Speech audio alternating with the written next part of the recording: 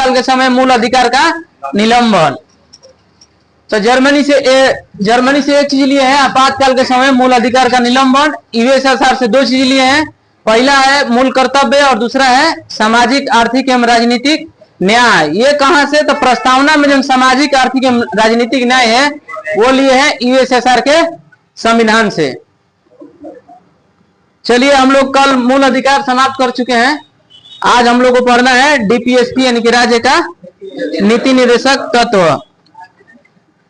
तो संविधान हमें क्या चीज दे दिया है? नागरिकता भी दे दिया है, मूल अधिकार भी अब दे दिया है।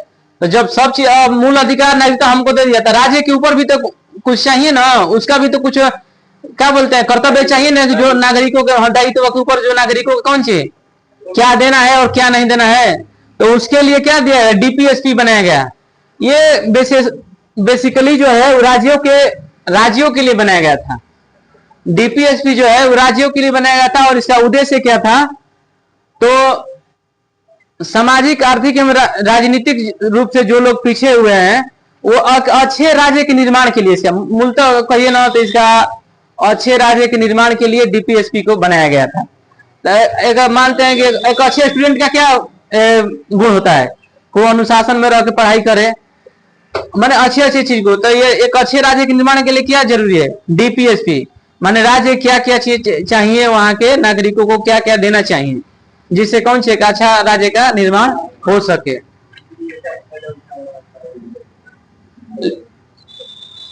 बुको दीजिए।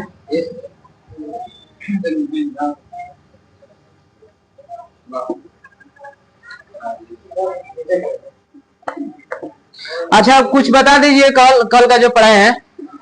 नकुल आप ही बताइए, बंदी प्रत्यक्षीकरण में क्या था? सुप्रीम कोर्ट जो है अनुच्छेद 32 के 2 के तहत जन बाटे 5 प्रकार की रिट जारी करती है, उसमें पहला था बंदी प्रत्यक्षीकरण, जो व्यक्तिगत रूप से सबसे कौन सी बड़ अधिकार यही है। तो ये इसमें क्या कहा गया था?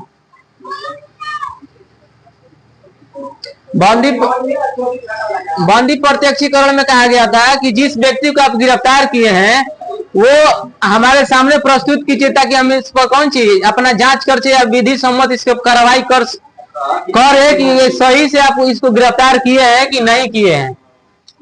इसी में क्या था कि 24 घंटे के अंदर आपको जज के सामने प्रस्तुत कर दीजिए। आकाश बताइएगा, प्रतिषेध में क्या बताए थे? हाँ टाइम नहीं है मेरे पास, जल्दी बताइए।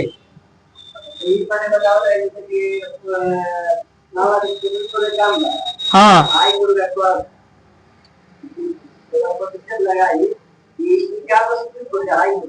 हाँ ठीक है। कहने का मतलब है कि सुप्रीम कोर्ट जो अपने से अधीनस्थ न्यायालय के ऊपर यह जारी करती है। इसमें कहा गया है कि अगर अधीनस्थ न्यायालय जो है हाई कोर्ट या डिस्ट्रिक्ट कोर्ट अपने अधिकार क्षेत्र से जाकर बाहर कोई काम कर रहा है तो उसके ऊपर कौन सी है प्रतिषेध जो है रिट कौन सी प्रतिषेध जारी कर सकता है। चलिए आज पढ़ते हैं। 22 का 1 जो था ना वो गिरफ्तारी के कारण बताइए। अनुच्छेद 22 के 1 में कहा गया है कि आप जिस व्यक्ति को गिरफ्तार किए हैं उसके पहले गिरफ्तारी के कारण बताइए कि भैया आप हमको क्यों गिरफ्तार कर रहे हैं। 22 का 2 था कि आप हमको गिरफ्तार किए हैं तो आप 24 घंटे के अंदर हमको जज के सामने या न्यायालय में प्रस्तुत कीजिए।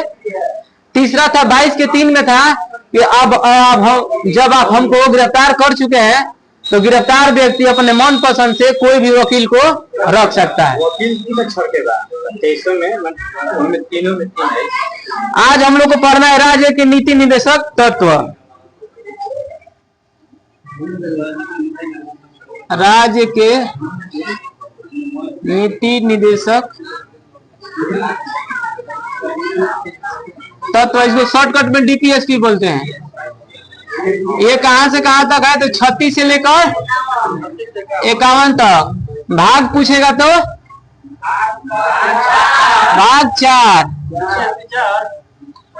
और मूल अधिकार किस में था? भाग 3 में। मूल अधिकार अमेरिका। तो हम बताते हैं कि डीपीएसपी बेसिकली कौन सी एक अच्छे राज्य के निर्माण के लिए लाया गया था। अब इसके अनुच्छेद पढ़ना है कि अनुच्छेद कौन सा राज्य कौन सा अनुच्छेद में क्या क्या चीज है। तो अनुच्छेद है 36। अनुच्छेद 36।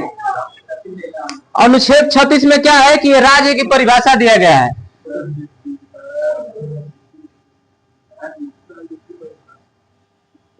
मूल अधिकार संबंधित परिभाषा हम लोग किस अनुच्छेद में देखे थे? अनुच्छेद 12 में। अनुच्छेद 37 क्या है? अनुच्छेद 37 एक नीति निर्देशक तत्वों को न्यायालय द्वारा प्रवर्तनीय, माने ये प्रवर्तनीय नहीं है। हाँ, प्रवर्तनीय नहीं है, प्लस में वाद योग्य नहीं है। अनुच्छेद 37 में कहा गया है कि यह प्रवर्तनीय नहीं है, माने इस पे इनफोर्स इन अंग्रेजी नहीं आता है, माने प्रवर्तनीय मतलब चेंजेबल नहीं है, ये राज्य के ऊपर निर्भर करता है। और दूसरा का वाद योग्य, माने इसके लिए आप कोर्ट नहीं जा सकते हैं कि ये चीज हमको काहे नहीं मिल रहा है। ठीक, वाद योग्य नहीं है, इसमें आप वाद विवाद नहीं कर सकते हैं कोर्ट में जाकर के। उसके बाद है अनुच्छेद 38।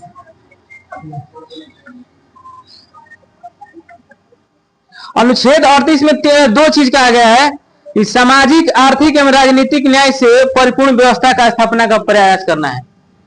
राजनीतिक, सामाजिक एवं आर्थिक। हम लोग मूल अधिकार में दो चीज के बारे में तो पढ़े थे कि राजनीतिक हमको अधिकार मिल गया था, उसमें हम कहीं भी चुनाव भी लड़ सकते थे, प्लस में सामाजिक अधिकार भी मिल गया था, लेकिन आर्थिक अधिकार उसमें नहीं मिला था, कहीं भी रुपये पैसे के बारे में चर्चा नहीं हुआ था। तो डीपीएसपी में आकर कौन सी आर्थिक चीज का चर्चा होगा।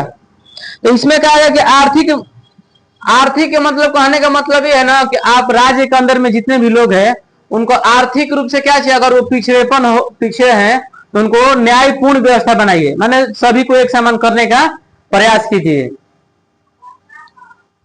उसके बाद आय, प्रतिष्ठा एवं सुविधा अवसरों की असमानताओं को समाप्त करने का प्रयास। ये भी क्वेश्चन पूछता है कि आय की असमानता की चर्चा किस अनुच्छेद में किया गया है? आय की असमानता, याद कीजिएगा, क्वेश्चन पूछा हुआ है बीपीएससी का, आय की असमानता को दूर करना। हाँ, 38 का इसमें दू है, अगर अंदर पूछेगा तो ये 38 का शायद दू है। 38 के दू में बोला गया है कि आय की असमानता को कौन सी दूर करना है।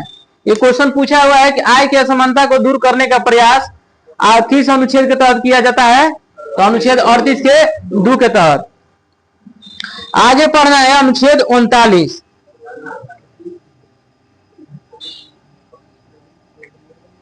अनुच्छेद 39 से पहले एक बार रिवीजन कर लेते हैं। एक में बहुत सारा दे लेगा, एक में 4 गो दे लेगा, एक में 5 गो दे लेगा। अनुच्छेद 36 जो है ये में राज्य की परिभाषा की चर्चा किया गया है। अनुच्छेद 36 जो है प्रवर्तनीय नहीं है, इसमें चेंजेबल नहीं है, दूसरा की वाद योग्य नहीं है, मैंने इसके लिए आप कोर्ट नहीं जा सकते हैं। अनुच्छेद 38 जो है राजनीतिक, सामाजिक एवं आर्थिक समानता के बारे में चर्चा किया गया है।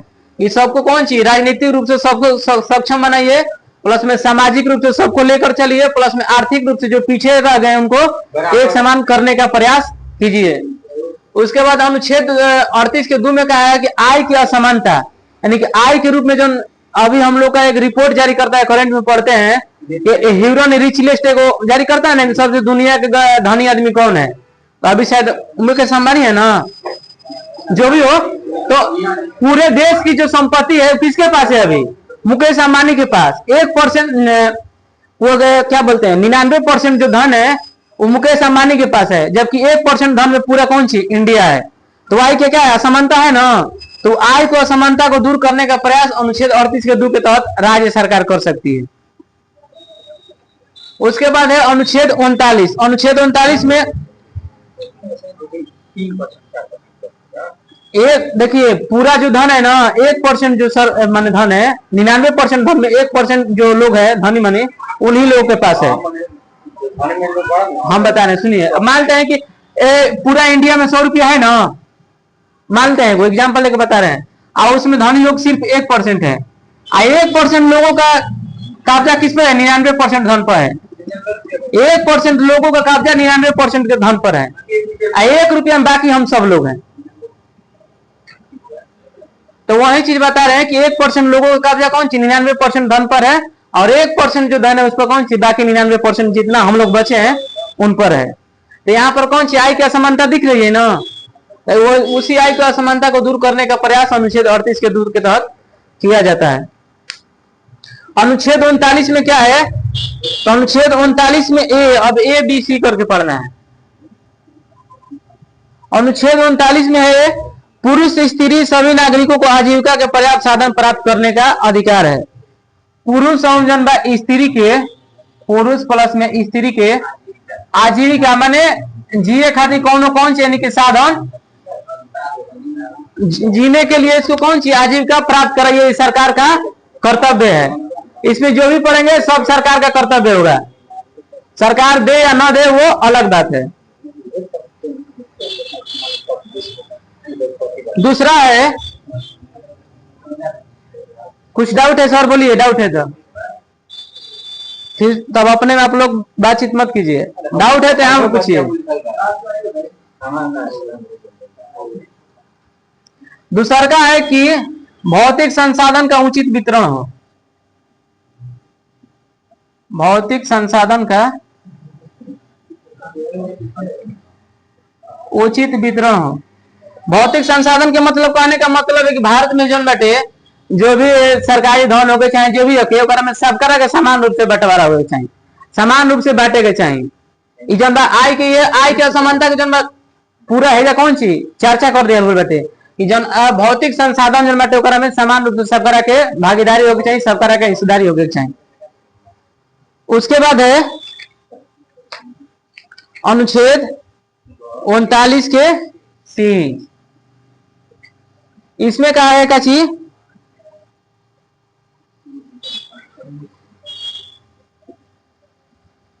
धन एवं उत्पादन के साधनों का विकेंद्रीकरण, धन एवं साधनों का विकेंद्रीकरण, धन एवं साधनों का विकेंद्रीकरण कहने का एक होता है केंद्रीकरण और दूसरा होता है विकेंद्रीकरण। केंद्रीकरण कहने का मतलब है कि जितना भी धन है वो सब सेंटर माने एक आदमी के पास होगा, और जबकि इसमें कहा है कि धन एवं साधनों का विकेंद्रीकरण माने सबको को दे दीजिए, माने चारों ओर उसको बांट दीजिए। विकेंद्रीकरण मतलब डिसेंट्रलाइज कर दीजिए, किसी एक व्यक्ति के पास धन नहीं रहेगा। जबकि यहाँ पर हम लोग पढ़ेंगे जो 100% धन है कौन सी किसी एक व्यक्ति के पास है, तो वो कौन सी है विकेंद्रीकरण। यहाँ पर कौन सी केंद्रीकरण है, यहाँ पर केंद्रीकरण है, जबकि यहाँ पर विकेंद्रीकरण की बात कर रहा है कि भारत के जितना धन है उसको कौन सी सब में बराबर बांटने का प्रयास कीजिए, यानी कि विकेंद्रीकरण कीजिए, डिसेंट्रलाइज कीजिए। उसके बाद डी है स्त्री एवं पुरुष का, वही है ना, हाँ, समान कार्य के लिए समान वेतन। 39 के डी में चर्चा किया गया समान कार्य के लिए समान वेतन। अगर मान लेते हैं कि एक महिला है एक पुरुष है, मानते हैं कि जैसे बीपीएससी के टीचर में बहाली हो रहा है, तो उसमें क्या है कि पढ़ाने का तो काम दोनों लोग कर रहे हैं, अब वहां पर भेदभाव करने लगे कि महिला है तो इनको सैलरी कम दिया जाएगा और ये पुरुष है तो इनको सैलरी अधिक दिया जाएगा। हाँ वो कुछ तो ये क्या चीज है, अभी आप पढ़ रहे हैं कि ये वाद योग्य नहीं है, परिवर्तन ये नहीं है, ये सरकार के ऊपर निर्भर करता है। यहाँ पर सिर्फ ये करने की बात कर रहा है लेकिन किया नहीं है, ये सरकार के ऊपर निर्भर करता है, कर भी सकता है नहीं भी कर सकता है। जब ये शुरू में लिख दिया है वो परिवर्तन ये नहीं है, अब आप कितना भी हाथ पैर गोल मारते रहिए। बस चर्चा के समान कार्य के लिए समान वेतन की चर्चा 39 के डी में कहा स्त्री पुरुष बता रहे हैं। अनुच्छेद 12 में जो है राज्य की परिभाषा उसमें भी चर्चा किया गया है, वही चीज 36 में भी राज्य की परिभाषा वही चीज फिर यहाँ पर किया गया है। क्वेश्चन पूछेगा कि मौलिक अधिकार के अंतर्गत राज्य की परिभाषा किस अनुच्छेद में किया गया है, तो अनुच्छेद 12। क्वेश्चन ऐसे पूछेगा डीपीएसपी के अंतर्गत राज्य की परिभाषा किस अनुच्छेद में किया गया है, तो अनुच्छेद 36। T20 पुरुष भी खेलता होने के लगभग 18 लाख दिया मैं बोलिए। हाँ मतलब 6 लाख दिया। हाँ बोलिए काम सब सुनिए पहले सुन लीजिए, ये आप जो बात कर रहे हैं सही बोल रहे हैं कि दोनों काम सेम कर रहे हैं, लेकिन हम पहले ही पढ़े हैं कि पहला नंबर के डीपीएसपी राज्य के ऊपर निर्भर करता है। राज्य मन करेगा देगा, नहीं मन करेगा नहीं देगा।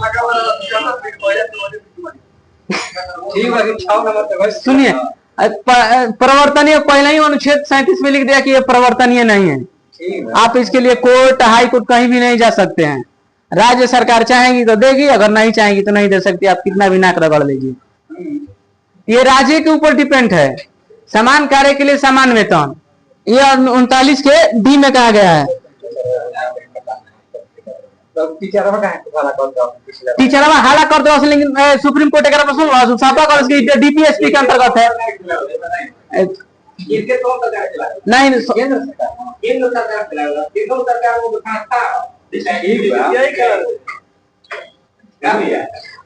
सुनिए एक मिनट,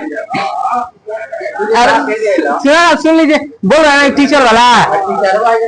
हाँ, टीचर वाला जो हल्ला कर रहा था ना, उसमें सुप्रीम कोर्ट, हाई कोर्ट क्या बोला था कि ये डीपीएसपी के अंतर्गत आता है, इस पे हम हस्तक्षेप नहीं कर सकते हैं, क्योंकि पहले ही बोल दिया कि परिवर्तनीय नहीं है और इसमें वाद योग्य नहीं है, इसमें हम हस्तक्षेप नहीं कर सकते। राज्य सरकार चाहेगी तो देगी, अगर नहीं चाहेगी तो नहीं देगी।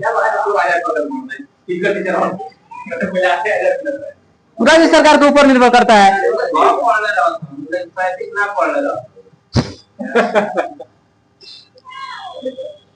उसके बाद है कि पुरुष एवं स्त्री कर्मकारों के स्वास्थ्य शक्ति का एवं बालकों को सुकुमार अवस्था का दुरुपयोग न हो। ये थोड़ा अंदर इसमें घुसा दिया है। बोलिए बोलिए बोलिए, बोलिए। नहीं, सुन लीजिए, हम बता रहे हैं, डाउट होगा जब 39 का क पढ़ेंगे ना, वहां पर कौन लिखा होगा इसे। हाँ, बता रहे हैं, जहां पर 39 का क इसे लिखा है तो समझिए 39 का बड़का ए लिखा है, इसका मतलब संविधान में संशोधन करके जोड़ा गया है। आई जो छोटा ये लिखा है ना, मतलब जब संविधान लागू हुआ था तो उसी समय ये लिखा हुआ था। सुन लीजिए, वो अच्छा किताब पढ़िए, आपको मालूम चल जाएगा। दिक्कत जानते हैं आप लोग के साथ क्या है, हम बता रहे हैं तो भी आप लोग डाउट में हैं। हम बार बार बतिया बोल रहे हैं कि जब ABCD छोटका लिखा रहेगा, छोटका ये लिखा है ना, छोटका बी लिखा है, छोटका सी, ये मूल अधिकार नहीं था। अगर बड़का में लिख देगा, इसे 39 के क लिख देगा, चाहे बड़का ए लिख देगा, ये संविधान संशोधन करके जोड़ा गया है। हाँ सुनिए, अब 39 अगर जहाँ बड़का क लिखा होगा तो वो जोड़ कर लिखा गया है, अगर ए लिखा होगा तो वो पहले ही संविधान में था। 19 के जनवरी झंडा फहरावे के ही तो प्रेस की स्वतंत्रता, 19 के कम वही चीज है। हम बता रहे हैं, झंडा पहले फहरावे स्वतंत्रता नहीं दिया गया था। आप कहीं भी बाद में जनता में संविधान संशोधन जोड़ा गया था, प्रेस की स्वतंत्रता शुरू में ही था। बोलिए, 19 का ए बड़का के छोटका। हाँ बोलिए। हाँ 19 का क, 19 के क के अंतर्गत जनता ने शुरू में जनता प्रेस की स्वतंत्रता दे दिए पूरे। 19 के ए में जनता न ई जन बाटे 19 के कच्ची पता लेने भी। हाँ ना झंडा फहरावे स्वतंत्रता जन बाटे, एक 19 के एक अंतर्गत एक और फिर लपेट दिया कोई। हाँ वो BC है, बस शॉर्टकट है, इसे छोटा ऐसी है, डी है, इस शुरू में था ना। क लिख सकता है, लेकिन हम बता देखिए, हम जहां तक पढ़े हैं, जो हम डाउट क्लियर कर, क नहीं लिखता है, या ऊपर बस सुना लिखले हुई तो बता देता नहीं। हम जहां तक पढ़ ले बनी, हम वही चीज पढ़ ले बनी, दृष्टियों में पढ़ ले बनी, अंतर यही मिला है हमको कि जहां अगर बड़का क लिख दिया है, इसका मतलब उस संविधान में कौन सी जोड़ कर लिखा गया है। अगर छोटका लिखा है तो संविधान में पहले ही से था। देख लीजिए, अगर डाउट होगा आपको सर्च मार लीजिए।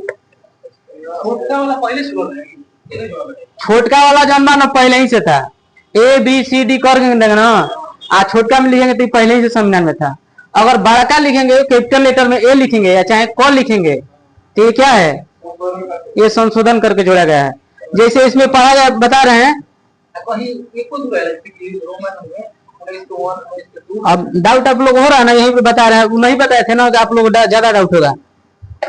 यहाँ पर दिया है कि भाषण एवं अभिव्यक्ति की स्वतंत्रता का अधिकार 19 के 1 के क, इसी में बगल में देखिए 19 के 2 में लिखा है।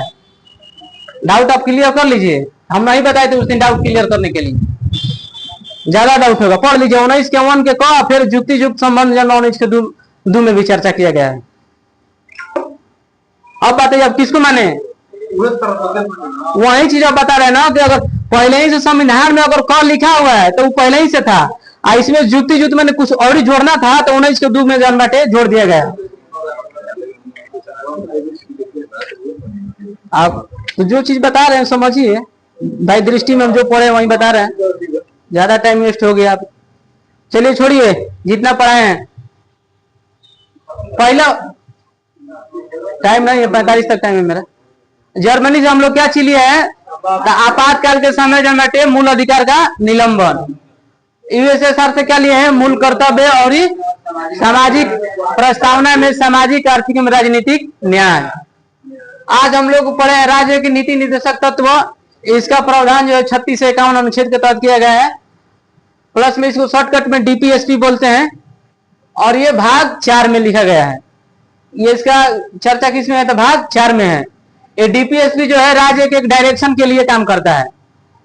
क्वेश्चन ये भी पूछता है कि राज्य डीपीएसपी को क्यों लागू किया जाता है, तो राज्य के कल्याणकारी राज्य बनाने के लिए।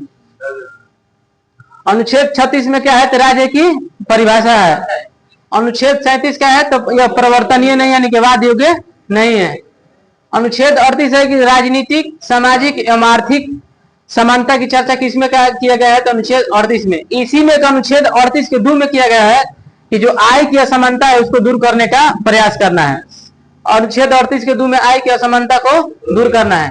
अब उसमें पड़े अनुच्छेद 39। अब अनुच्छेद 39 में बहुत सारे हैं जिसमें हम लोग अभी 4 तक पढ़े हैं। अनुच्छेद 39 के ए के तहत पुरुष एवं स्त्री को जन्म आजीविका जन्म सरकार उपलब्ध कराएगी। पुरुष एवं स्त्री के लिए आजीविका का साधन जो है सरकार उपलब्ध कराएगी।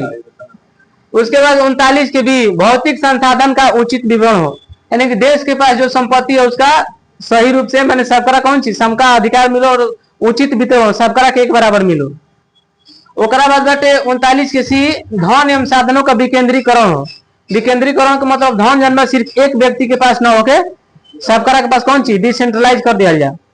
जैसे मानते हैं केंद्र में मोदी सरकार पावर उनको दे देना तो दिक्कत ना बा, राज्य सरकार को कुछ पावर दिया गया ना, तो क्या है राज्य सरकार कौन सी विकेंद्रीकरण का प्रभाव है। ये जो पंचायती चुनाव होता है क्या है, ये विकेंद्रीकरण का ही प्रभाव है, सब बांट दिया गया है तो ये विकेंद्रीकरण है। राज्य जो चुनाव पंचायती स्तर पर जो चुनाव होता है क्या है, वो विकेंद्रीकरण का प्रभाव है, उसी का इफेक्ट है। प्लस 39 डी है समान कार्य के लिए समान वेतन। बता दीजिए, बताइए नकुल 39 के डी में क्या कहा गया है। हाँ, समान कार्य के लिए समान वेतन। बताना है कि अनुच्छेद 38 के 2 में क्या कहा गया है। हाँ, आय की असमानता को दूर करने का प्रयास राज्य सरकार करेगी। आकाश बताना है आपको अनुच्छेद 36। अनुच्छेद 36 राज्य की परिभाषा। आप क्वेश्चन पूछ देगा कि मौलिक अधिकार संबंधित राज्य की परिभाषा। अनुच्छेद 12 बगल में विजय मंडल बताइएगा कि सामाजिक आर्थिक प्रस्तावना में जो है सामाजिक आर्थिक एवं राजनीतिक न्याय किस देश से लिए हैं। रूस से लिए हैं। मूल कर्तव्य कहां से लिए हैं, रूस से लिए हैं। बताना है कि मूल आपातकाल के समय मूल अधिकार का निलंबन बाबा किस देश से लिए हैं। बताना है द्वितीय आपात किस देश से लिए हैं, अमेरिका। अनुच्छेद 360 300 बताइए भैया आप कि बता दीजिए आपकी नीति निर्देशक तत्व चर्चा अनुच्छेद किस अनुच्छेद से किस अनुच्छेद तक किया गया है। हरिओम के पीछे हाँ बगल में बताइए डीपीएसपी का चर्चा जो है किस अनुच्छेद के तहत किया गया है। हाँ 36 से 51 तक। ठीक है, आज का क्लास समाप्त होता है।